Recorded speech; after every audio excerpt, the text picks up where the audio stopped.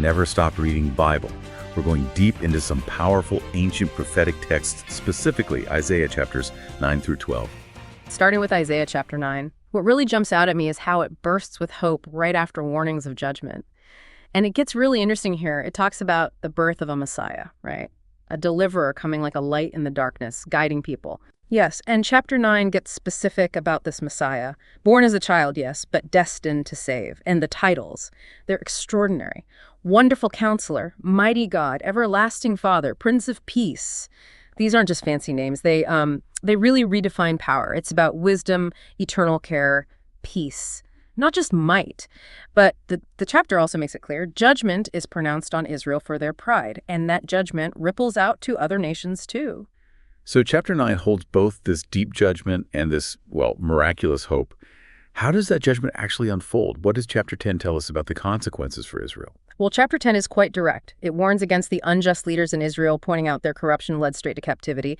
And it introduces Assyria. God uses Assyria as an instrument, the rod of his anger, to punish Israel. It's a tough concept, isn't it? Seeing a powerful, even brutal empire as an instrument in a bigger divine plan. It is. But importantly, even though Assyria is used, God strongly disapproves of their arrogance, their pride. He promises they'll face punishment too.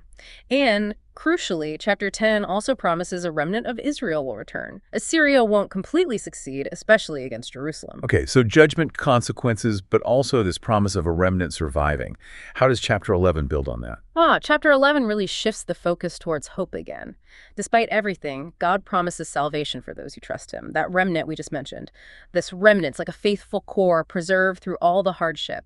And then it paints this incredible picture. A glorious kingdom led by a new figure, a Messiah from the stem of Jesse. Stem of Jesse. So King David's father, that links back to Israel's royal line. Exactly. It signals a restoration of true righteous leadership.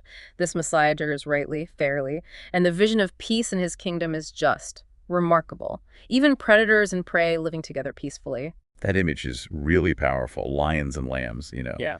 But it sounds almost impossible given how the world works. Yeah. How does the text suggest this kind of peace actually happens? That's a great question. It's not laid out like a political plan. The text emphasizes it's a deep spiritual transformation. It flows from the Messiah's righteous rule. It's like the world itself is fundamentally changed, realigned with God's justice.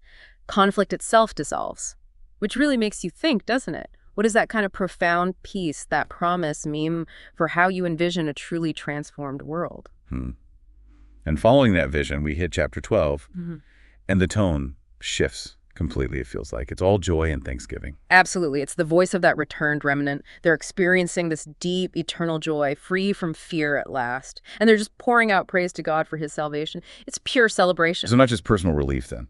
No, not at all. And this is why it still connects today. That remnant isn't just happy for themselves. They are actively declaring God's power, his saving acts to all nations. It becomes a testimony. So these 4 chapters, Isaiah 9 through 12, they really walk us through this whole cycle. Brokenness, divine intervention, judgment, yes, but ultimately restoration and praise spreading everywhere. This deep dive was made possible by the Center Studio.